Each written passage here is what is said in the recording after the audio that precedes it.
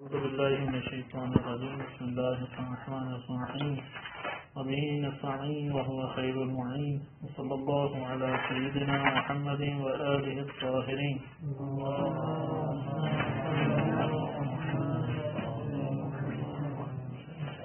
بدایت الحکمہ میں ہم مفہوم وجود مشترک معنوی اس کو ہم پڑھ رہے تھے، اور اس میں آپ کی خدمت میں فصل ثانی میں مفہوم وجود مشترک معنوی اس کو ذکر کیا گیا. کل آپ کی خدمت میں پہلی دلیل کہ یہ پوری بحث فصل ثانی اس کو آپ 3 حصوں میں تقسیم کر سکتے ہیں. اول پہلا حصہ ہے کیونکہ آپ نے ہر فصل کے مطالب کو خود جمع کرنا ہے. اگر آپ فصل کے مطالب کو جمع نہیں کریں گے تو یہ آپ کے پاس سے معنی نکل جائے گا. لہٰذا یہ خلاصے اپنے فصل کتاب کے پاس آپ کو 3 نکات میں لکھ لیا کریں. صرف 2-3 نقطے یاد کریں گے، سب ذہن میں آ جائے گا. یہ فصل ہمارے پاس 3 حصوں میں تقسیم ہے. نمبر 1 مشترک معنوی کا مطلب. نمبر 2 اقوال، اس میں اقوال کیا ہیں. نمبر 3 دلیلیں. ان تینوں اقوال کی کیا دلیلیں ہیں آپس میں، یہ ہمارے پاس ہیں. اقوال ہمارے پاس 3 آئے تھے.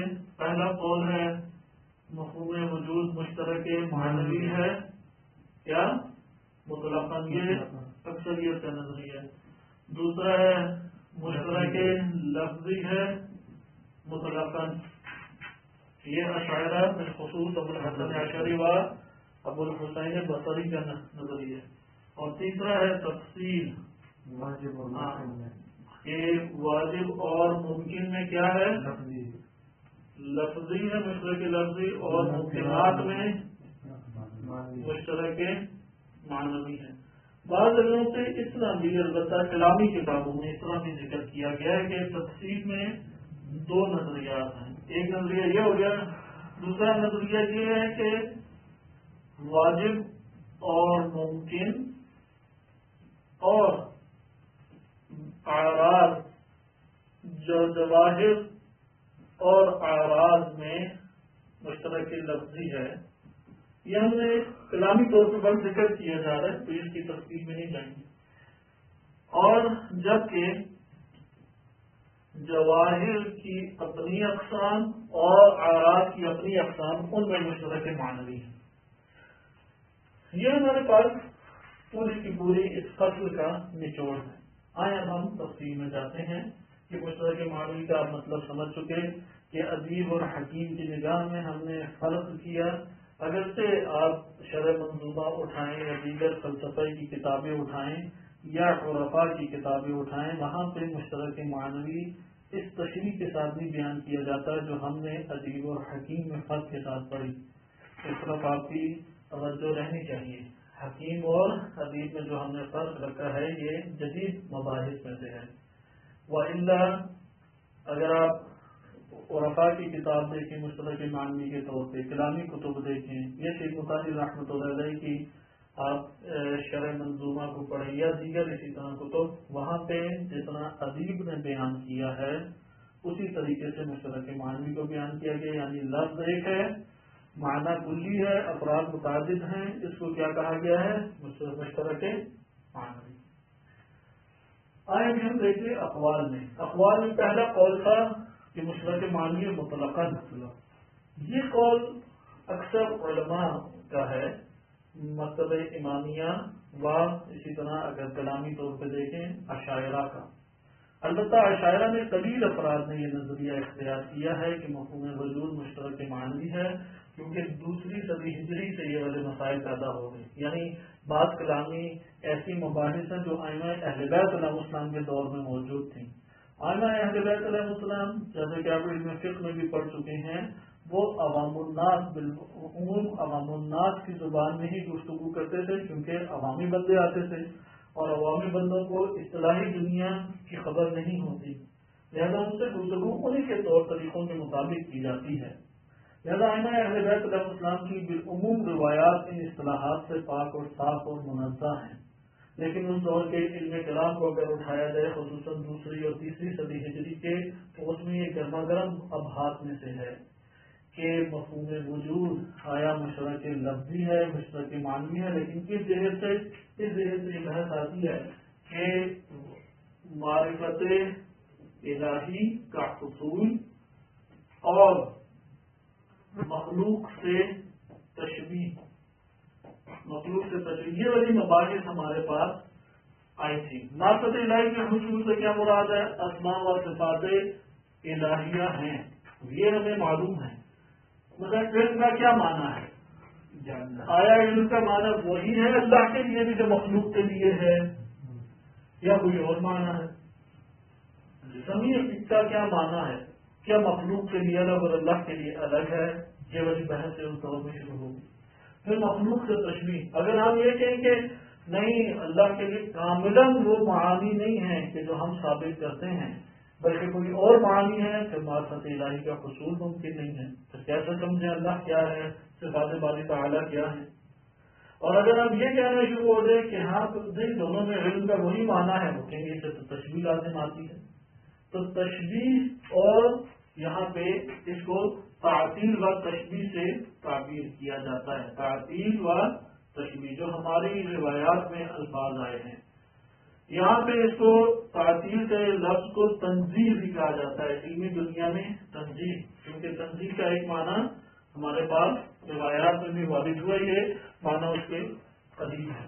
بتا نہیں رہے کہ ان مباحث کے ذیل میں یہ والی بحث پھر اٹھائی جاتی ہے کہ وجود مشترک لفظی ہے، وجود مشترک معنوی ہے۔ کہ آپ ابو الحسن اشعری ان کے بارے میں جانتے ہیں کہ پہلے معتزلی تھے اور واصل بن عطا ان کے استاد تھے، انہوں نے استاد سے اختلاف کیا اور ایک نظریہ الگ سے وجود دیا۔ لہذا اقوال کے دائرے میں رہتے ہوئے اگر گفتگو کی جائے تو یہاں پہ ہم یہ کہیں گے کہ مشترک معنوی اس دور میں بھی جن افراد کا نظریہ تھا وہ حکما اور فلاسفہ تھے۔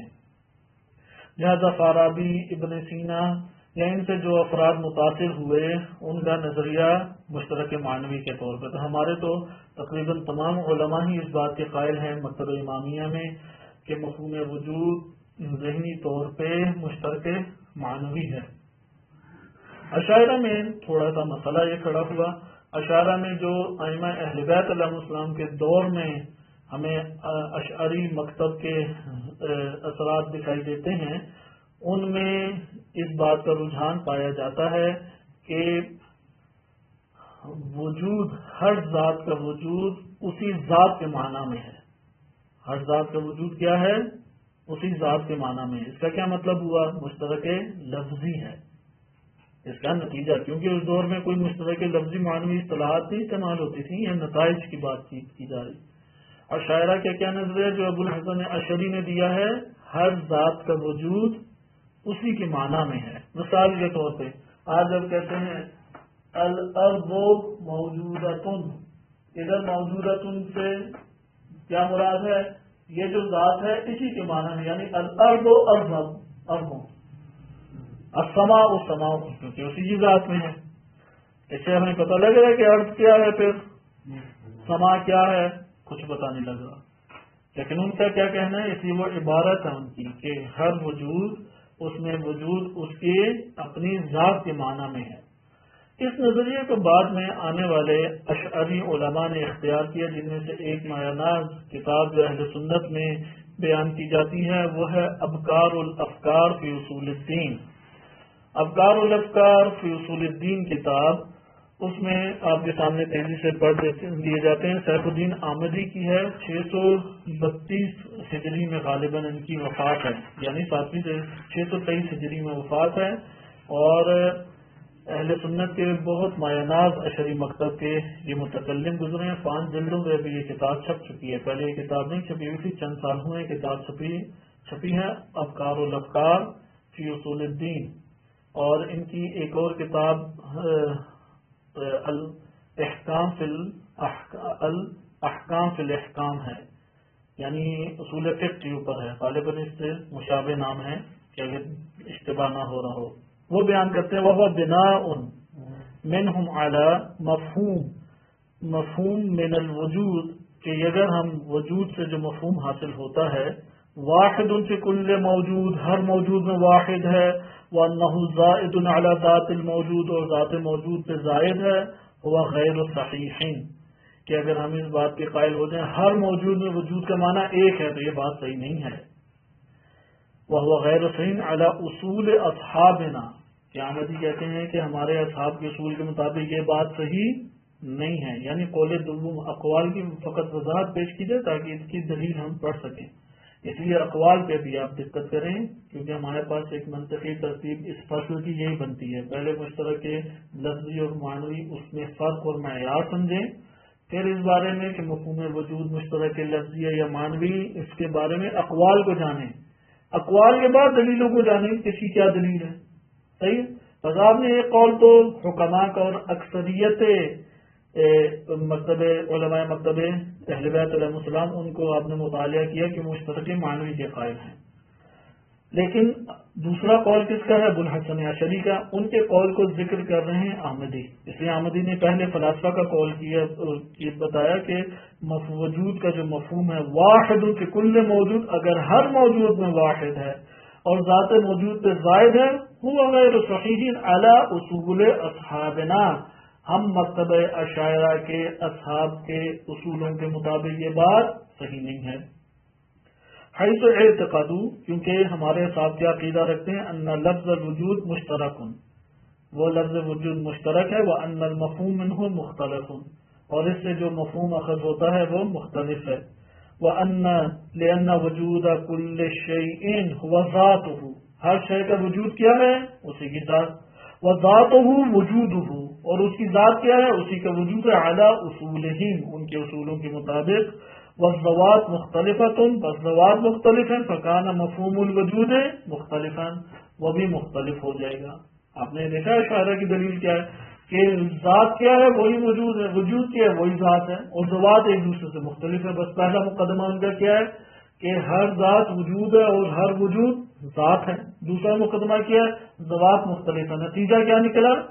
صغرا کبرا آپ ملائیں، نتیجہ نکلا کہ ہر ذات مختلف ہے، ہر وجود ایک دوسرے سے مختلف ہے۔ جب ہر وجود مختلف ہے تو یہ مشترک لفظی ہے یا معنوی؟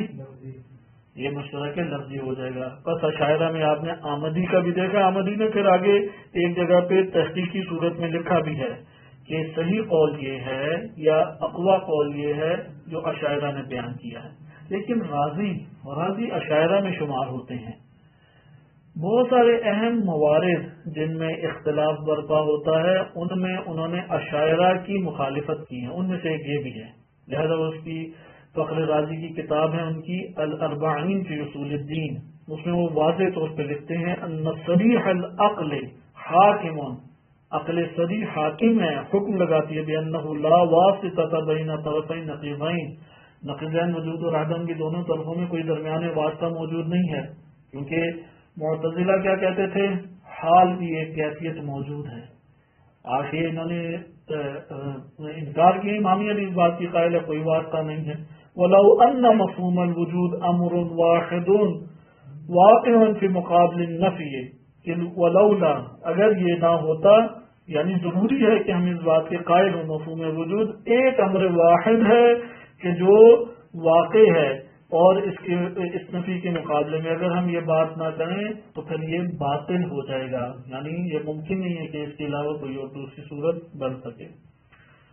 اسی طریقے سے معروف ترین اشاعرہ کی کتاب شرح المقاصد ہے، مقاصد کتاب لکھی سعد الدین تفتازانی نے، 8ویں 9ویں صدی ہجری کے معروف متکلم اشعری ہیں اور بعض انہیں ماتریدیہ سے بھی تعبیر کرتے ہیں، انہوں نے لکھی اور اس میں واضح طور پہ کہا کہ یہ حکم بدیہی ہے، یعنی اس میں دلیل کی اصلا ضرورت نہیں ہے کہ مفہوم وجود بدیہی و مشترک معنوی، ان دونوں مسائل میں ہمیں دلیل کی ضرورت نہیں ہے۔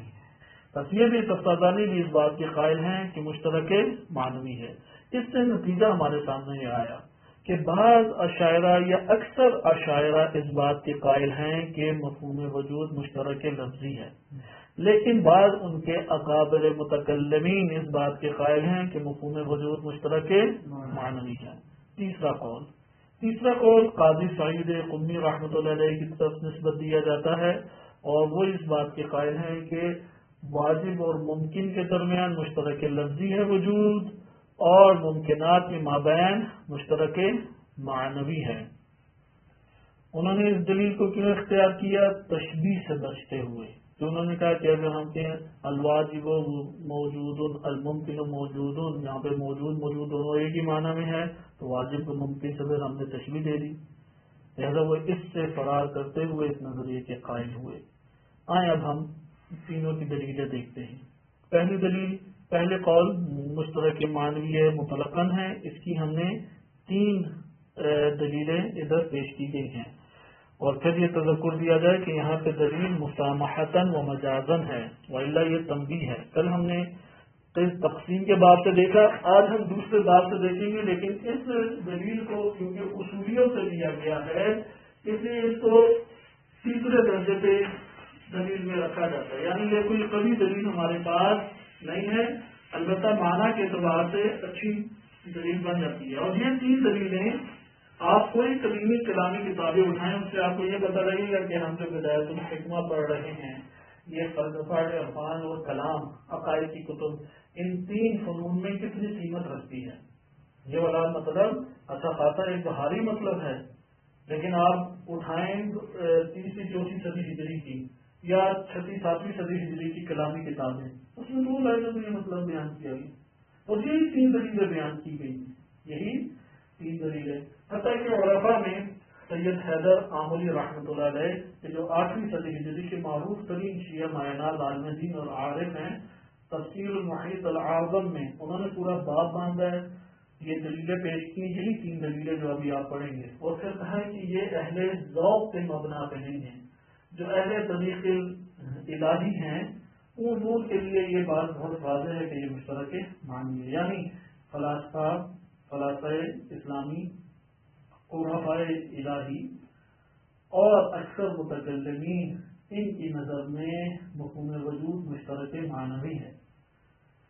اس کی دوسری دلیل انہوں نے دی ہے کہ ہم استصحاب میں ایک بحث پڑھ چکے ہیں، استصحاب میں ایک ہوتا ہے مستصحب، مستصحب کسے کہتے ہیں؟ جس کا استصحاب کیا جا رہا ہے۔ مستصحب کی 2 صورتیں ہوتی ہیں، یہ جو مستصحب جس کو آپ استصحاب کر رہے ہیں، یہ یا فرض ہے یا کلی ہے، صحیح، یا کلی ہے۔ اس کی وضاحت انشاءاللہ تعالی اگلے درس میں بیان کرنے کی کوشش کی جائے گی۔ اگر ہمارے ادھر بحث ہے کلی میں 3 کلی کی 3 قسمیں بنتی ہیں، کیونکہ استصحاب کہاں جاری ہوتا ہے؟ یقین و شک۔ پہلے کیا ہوتا ہے؟ شک یا پہلے یقین ہوتا ہے؟ پہلے یقین ہے، مثال کے طور پہ وضو کیا، اس کا یقین ہے، چند گھنٹوں کے بعد شک ہے وضو اب ہے یا نہیں، تو یہاں پہ آپ یقین والی کیفیت بولیں گے، اسے کہتے ہیں استصحاب، یعنی حالت سابقہ اور حالت لاحقہ۔ حالت سابقہ کو لے لینا، حالت لاحقہ اگر شک کی ہو تو حالت سابقہ کے اوپر ہی اکتفا کیا جائے گا، اسے اختیار کیا جائے گا۔ یہاں پہ ہمارے پاس یقین اور شک کے طور پہ یہ ایک مثال کو سمجھاتے ہیں۔ ایک گھر ہے، اس گھر کے اندر زید ہے، عمر ہے، بکر موجود ہے، یہ پتہ ہے کہ گھر میں انسان ہے، بس یقین کیا ہو گیا؟ یقین انسان ہے۔ شک کیا ہو گیا؟ یہ کلی یعنی انسان باقی ہے یا نہیں، یعنی اس کو ادھر لکھنا چاہیے، یعنی کلی کا یقین ہے، وجود کلی کا یقین ہے، بقا میں شک ہے، بقا میں شک ہے۔ اس کی 3 قسمیں بنتی ہیں، اس کی ہمارے پاس کتنی قسمیں بنتی ہیں؟ 3 قسمیں بنتی ہیں۔ ان 3 قسموں میں دوسری اور تیسری ہمارے مطابق ہے۔ اس کو آسان، قبل اس کے کہ ہم ادھر جائیں، ایک آسان زبان میں آپ کے سامنے پیش کیا جاتا ہے۔ آپ فرض کریں کہ آپ دور سے ایک چیز دیکھتے ہیں کہ حیوان ہے، یہ پتہ لگ جاتا ہے، کیا آپ کو یقین ہو گیا ہے، لیکن کون سا یہ نہیں پتہ لگا، تردد میں کیا ہے، مثلا گائے ہے، گھوڑا ہے، گدھا ہے، کیا ہے یہ نہیں پتہ لگا۔ یہاں پہ آپ کو یقین کس چیز کا ہے؟ اس کے ہونے کا، وجود کا۔ تردد کس چیز میں ہے؟ اس کی ذاتی خصوصیات میں۔ وہ یہ کہتے ہیں کہ یہ جو آپ کو یقین ہوا ہے، اور مختلف احتمال 10 احتمال دیتے ہیں، ممکن ہے گھوڑا ہو، ممکن ہے زیبرا ہو، ممکن ہے گائے ہو، ممکن ہے بھینسا ہو. اب یہ جو 4 ہیں، ان چاروں میں جو ہونے کا معنی ہے وہ الگ الگ ہے یا ایک ہے؟ جو ہونے کا یقین ہے وہ ان چاروں میں ایک ہی ہے. بس یہاں سے یہ بات بیان کرتے ہیں کہ یہ جو ہونا ہے ان میں مشترک ہے یا نہیں. یہ جو وجود کی بات آپ کر رہے ہیں، یہ وجود ان میں مشترک ہے مانوی کے طور پہ یا لفظی کے طور پہ ہے؟ کہتے ہیں کہ یہاں سے ہمارے یہ بات آئی کہ تردد جب بھی ہوتا ہے وہ مشترک لفظی کی صورت میں آتا ہے. مشترک معنوی میں وہ سب کے اوپر برابر صدق ہے اور اس کا آپ کو یقین حاصل ہے. اس معنی کی تشریح کو جب وہ لاتے ہیں تو تشریح وہ اس انداز میں یہاں پہ بیان کرتے ہیں. مثلا استصحاب میں ایک ہے کہ گھر میں ہمیں ہونے کا اس کا یقین ہے. دوسرا وہ یہ کہتے ہیں کہ ہمیں یہ جو یقین حاصل ہوا یہ کیسے یقین حاصل ہوا؟ کیونکہ گھر میں افراد موجود ہیں. گھر میں افراد کے ضمن میں موجود ہیں. اب یہ دیکھتے ہیں کہ ایک ایک کر کے گھر سے باہر بھی افراد جا رہے ہیں، ایک ایک کر کے، کیونکہ کلی کا وجود گھر میں کیسے تھا؟ افراد کی وجہ سے نا. فرد ہے تو کلی ہے، فرد نہیں ہے تو کلی. یہ یقین ہے کہ کچھ افراد چلے گئے. اب آیا کوئی داخل ہوا ہے یا نہیں ہوا، اس پہ شک ہے. اگر داخل ہوا ہے تو کلی موجود ہے اور باقی ہے. داخل نہیں ہوا اور سب چلے گئے ہیں، وہی ہم نے یقین ہے کہ سب نکل چکے ہیں، اسی کو اختیار کریں، تو اس صورت میں کیا آ جائے گا کہ پھر باقی نہیں ہے. بس یہاں پہ بقا کے ساتھ شک ہو گیا نا. ادھر کیا شک کیا ہوا کہ آیا وہ افراد کلی کے باقی ہیں یا نہیں ہیں. باقی انشاءاللہ تعالیٰ کے مغرب کا وقت ہو گیا، اس کو ہم کل ملاحظہ کریں گے. صلی اللہ علیہ سیدنا محمد وآلہ الطاہرین.